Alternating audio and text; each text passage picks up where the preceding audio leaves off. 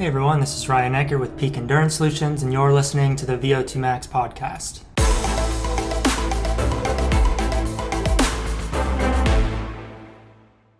Welcome back to another episode of the VO2 Max podcast.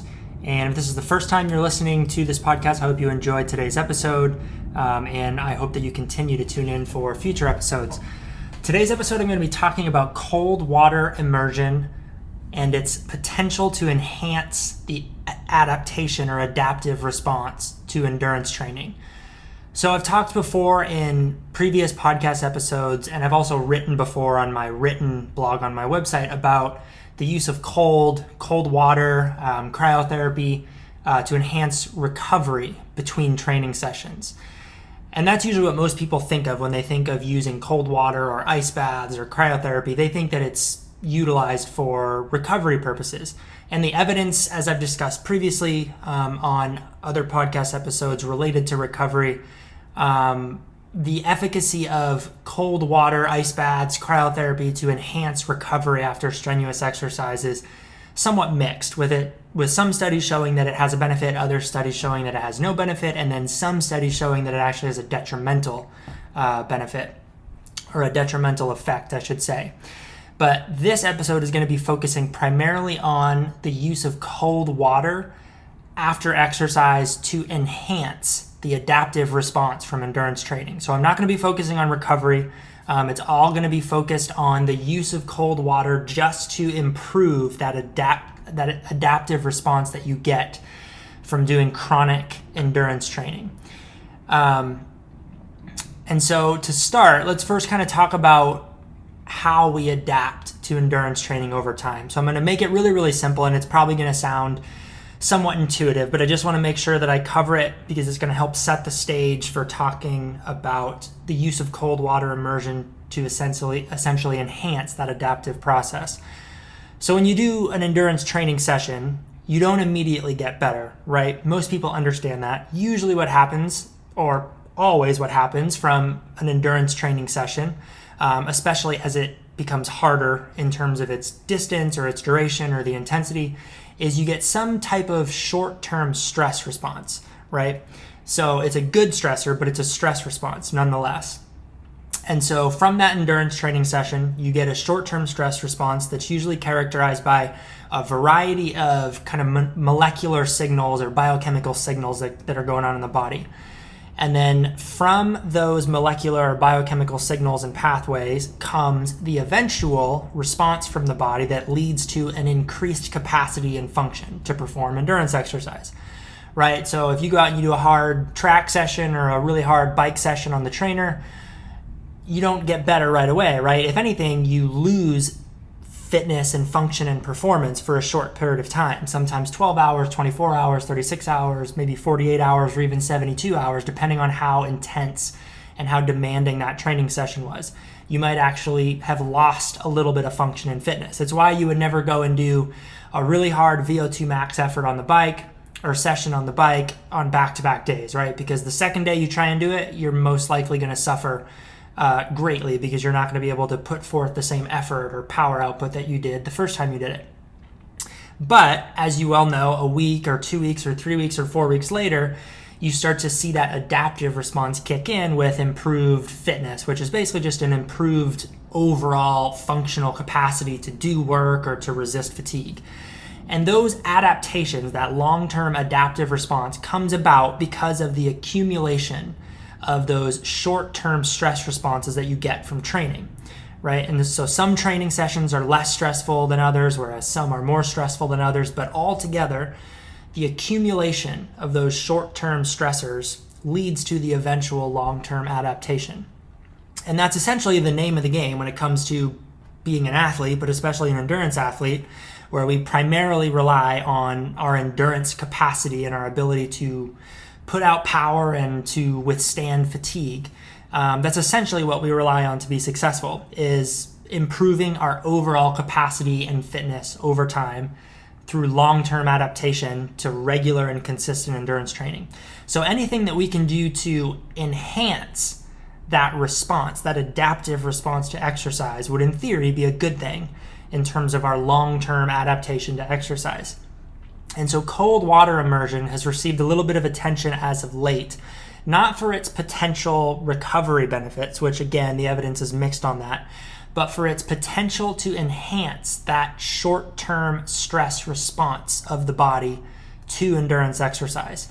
So cold water immersion is usually utilized after an endurance training session, and it's thought to essentially impact that cascade of molecular or biochemical signals that happens after an endurance training session.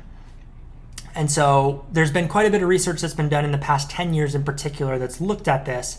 And I'm going to be talking specifically about a 2018 systematic review that was published, because they did a really nice job of kind of synthesizing the literature that's been done and summarizing not only the short-term effects of cold water immersion on some of these kind of molecular and biochemical pathways after exercise, but also does that eventually lead to enhanced long-term adaptations to endurance training.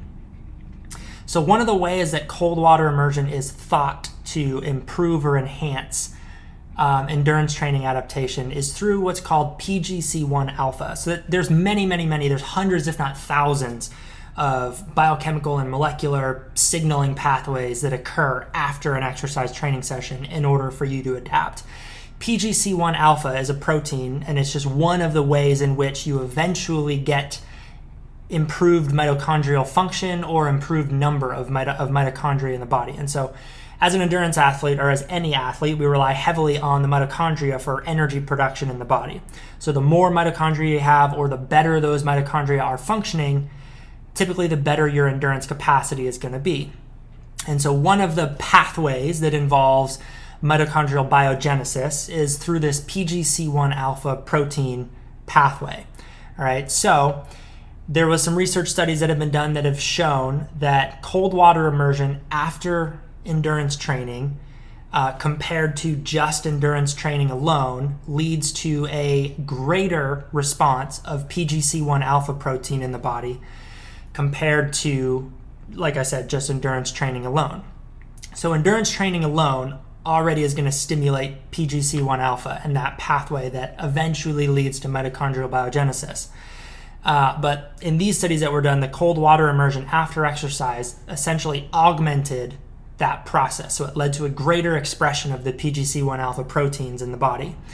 Now, you could think that, okay, this could potentially be a good thing in terms of the long-term adaptive response, because if you're seeing a greater response of that PGC1 alpha pathway that leads to enhanced endurance adaptations, then this must be a good thing in terms of long-term adaptation. But you can't necessarily make that leap or take that stretch from just the studies that have shown those short-term changes. You have to actually look at research that's done cold water immersion after endurance exercise in the long term to see if it actually leads to long-term enhanced adaptations to endurance training.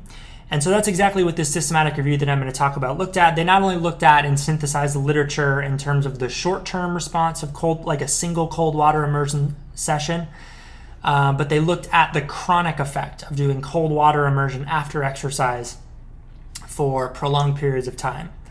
And so this systematic review was published in 2018. And essentially what they found was that although in the short term, like I said, you can see potential increases in molecular pathways that are involved in endurance adaptation, you don't necessarily see those changes stick in terms of greater long-term adaptation to endurance training compared to just endurance training alone. And so most of the studies that have been done utilizing cold water immersion after exercise have typically been done somewhere in the range of like 3 to 6 weeks. And usually the protocol that they follow is getting in like 40 to 50 degree cold water in some sort of bath, and then they'll sit in that water for anywhere between 10 and 20 minutes. And they'll do that after their endurance training sessions. And they'll do this for, like I said, about 3 to 6 weeks. And they'll measure a range of different outcomes that would be related to long-term endurance adaptations. And in general, what the authors found of this paper is that even though there is the potential with those short-term enhancements in what might eventually lead to long-term adaptation, you don't necessarily see the enhanced long-term adaptation that you would be hoping for. And so essentially this this means that cold water immersion might not necessarily augment the adaptive response to endurance training. Now, it is important to note that cold water immersion didn't have any negative effects on endurance adaptation. So this wasn't necessarily the case for resistance training adaptation, which obviously isn't the main focus for endurance athletes. But this paper did go in depth on the effects of cold water immersion on long-term resistance training adaptations.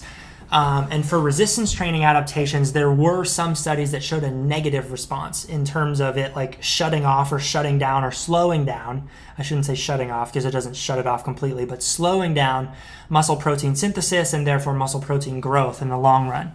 But with endurance adaptation and endurance training over time, it didn't necessarily have any negative effects. So the good news there is, if you are using cold water immersion or some other form of like cold therapy after endurance training because you just like it, or if you feel like it helps you recover personally, then there might not be any detrimental or negative effects of that cold water immersion on your adaptation to endurance training over time. But this area of research is still pretty new.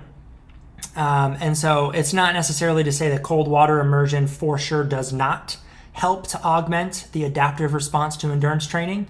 It's just, of what's been done so far, we're not necessarily seeing that yet. And there haven't been a lot of studies either that have looked at like the long-term effect of cold water immersion on actual endurance performance outcome measures. So most of it have focused on like muscle protein content of certain things that you would expect to see increased with endurance adaptations.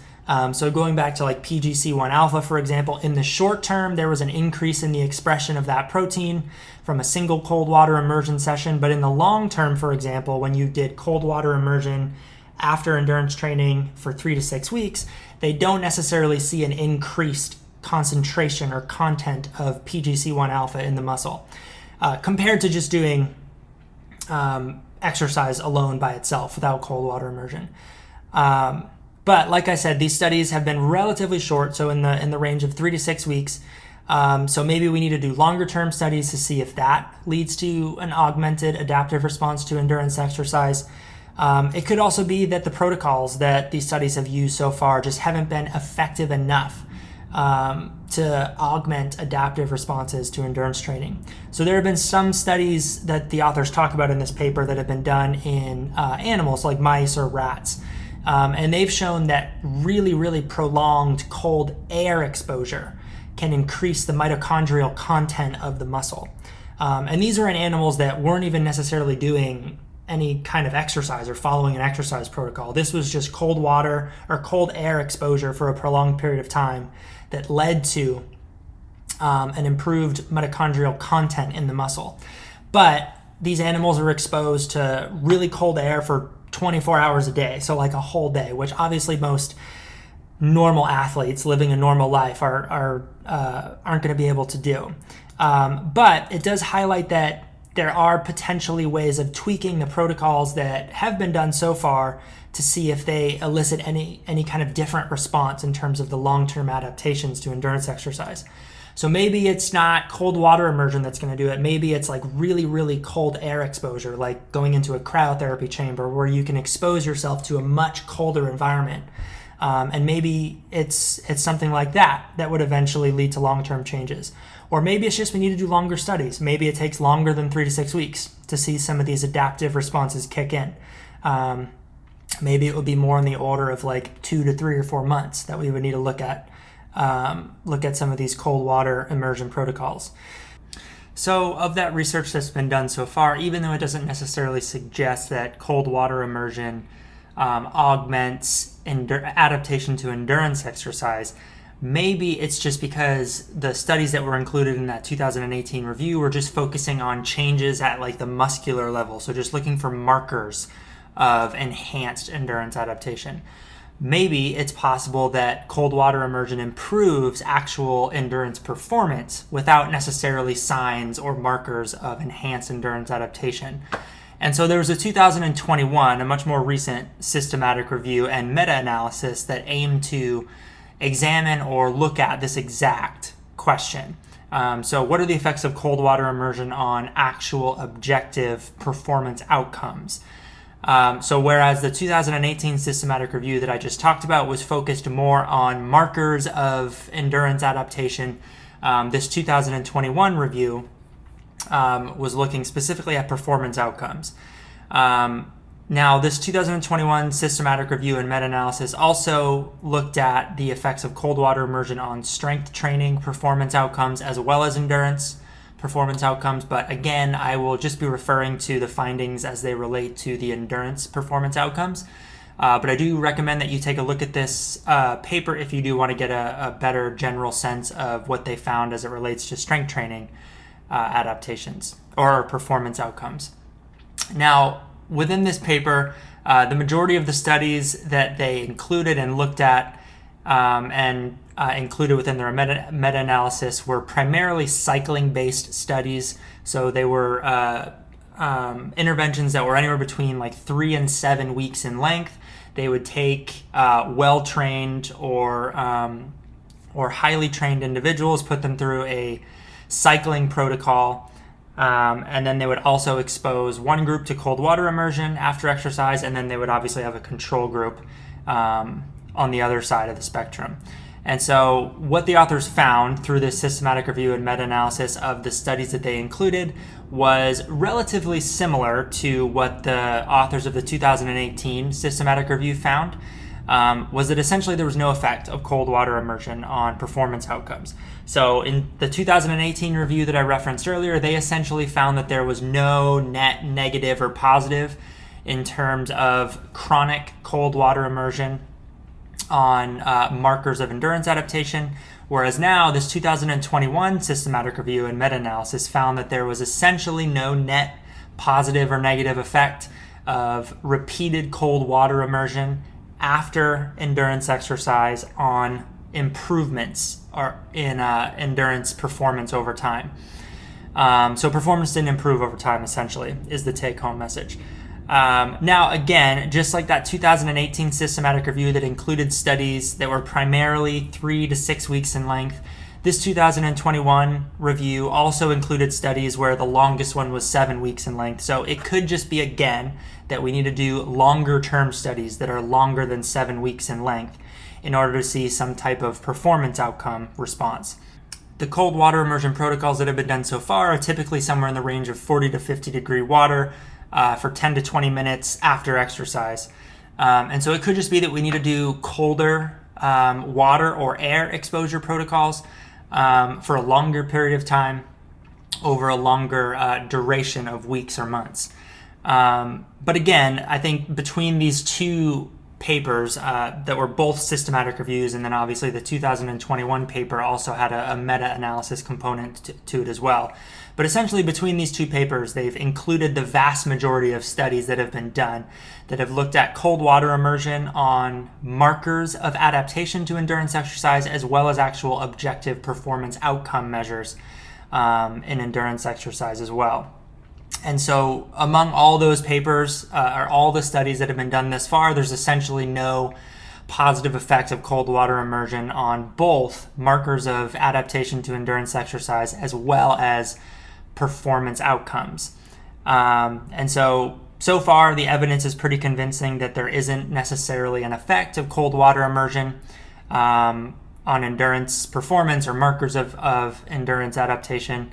And so if you're someone who is regularly using cold water exposure or cold water immersion to help augment the adaptive response to your endurance exercise, just know that there might be no effect. But it is important to note that in all the studies that have been done so far, there doesn't seem to be any evidence to suggest that there is a negative impact of cold water immersion on endurance performance or markers of endurance adaptation. Now, this isn't necessarily the case when it comes to strength training. So I didn't talk about strength training too much because the main focus of this podcast is going to be just on the endurance-related findings.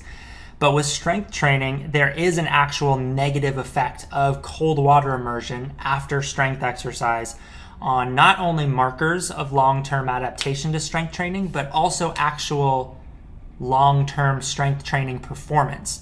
So like strength can decrease over time. There could be a negative on 1 rep maximum strength, explosive and ballistic power performance over time. So there is actually a negative effect of cold water immersion. So if you're someone who's a pure strength and power-based athlete, cold water immersion after training is likely not a good thing. It's going to hinder your performance and your adaptation in the long run. Now, the good thing with endurance exercises, there doesn't seem to be that negative effect. So whether you're using it for its supposed recovery benefits, again, like I mentioned earlier, the research on that is very mixed. There may or may not be any effect. Whatever effect there is from cold exposure for recovery might just be placebo. But the good news is if you're someone who does enjoy cold water immersion or exposure or any type of cold exposure, so far there doesn't necessarily seem to be a negative effect of that cold exposure on endurance performance. So carry on with it if you're someone who does like it. So personally, I enjoy using cold water exposure at the end of my normal shower. I just like the invigorating sensation that cold water exposure gives me. I don't necessarily do it for any kind of recovery or performance enhancing effect. I just like to end my normal shower with 2 or 3 or 4 minutes of cold water exposure, mainly just for the kind of subjective feelings that I get. But I can at least go on doing it knowing, now that I've looked at this research, that there doesn't necessarily seem to be any kind of positive effect of that cold water immersion on endurance performance or endurance adaptation, but there also doesn't seem to be a negative effect of my daily cold showers on long-term endurance performance. So hopefully you found this podcast informative in terms of the long-term effects of cold water immersion, cold water exposure on endurance adaptation and endurance performance. Again, take-home message is essentially, if you enjoy cold water immersion, or if you were thinking of starting to do some type of cold water immersion or cold water exposure after exercise, there doesn't necessarily seem to be a negative effect, but there also doesn't seem to be any kind of positive effect. The only caveat to that being, if you're looking to enhance strength or power-based adaptations, I wouldn't necessarily go with cold water immersion after exercise on a regular basis because it does seem to hinder long-term strength and power adaptations. But in terms of just pure endurance adaptation and endurance performance, there doesn't seem to be any kind of negative or positive effect. So carry on with doing it if you enjoy doing it, knowing that it likely isn't helping or hindering your endurance performance in the long run. Again, I hope you enjoyed this podcast episode and you took away something useful from it. As always, if you have any questions, feel free to shoot me an email at peakenduranceSolutions@outlook.com. If you want to learn a little bit more about cold water immersion and some of the mechanistic or the potential mechanisms through which cold water immersion is thought to enhance endurance performance and adaptation to endurance exercise over time, I would encourage you to check out the 2018 and 2021 systematic reviews that I referenced frequently in this podcast. Those papers do a really good job of kind of discussing the theoretical mechanisms by which it's thought that cold water immersion can enhance endurance performance. So they kind of talk about all the different mechanisms through which the cold water immersion can potentially have its effects. And then you'll also, again, obviously get a much better understanding of the generalized findings of the studies that have been done so far, not only on the effects of cold water immersion on endurance exercise, which I focused on heavily in this podcast, but also with strength training as well. So I would definitely point you in the direction of those 2 papers, which I've included in the show notes, in the references for you to go to and to find. And the 2 papers to look for are the 2018 systematic review from Broatch and colleagues, as well as the 2021 systematic review from Malta and colleagues. So definitely go there if you want to learn more. And then again, if you have any questions, like I said, feel free to email me, or you can contact me through my website as always, which is peakenduranceSolutions@outlook.com. Again, I hope you enjoyed this podcast episode, and I hope you will continue to tune in for future episodes.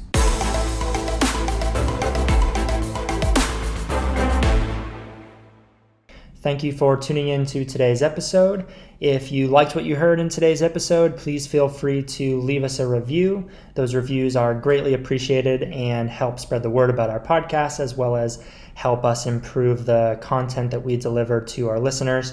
And then finally, if you know of anyone who would be interested in listening to our podcast, please go ahead and share our podcast with them.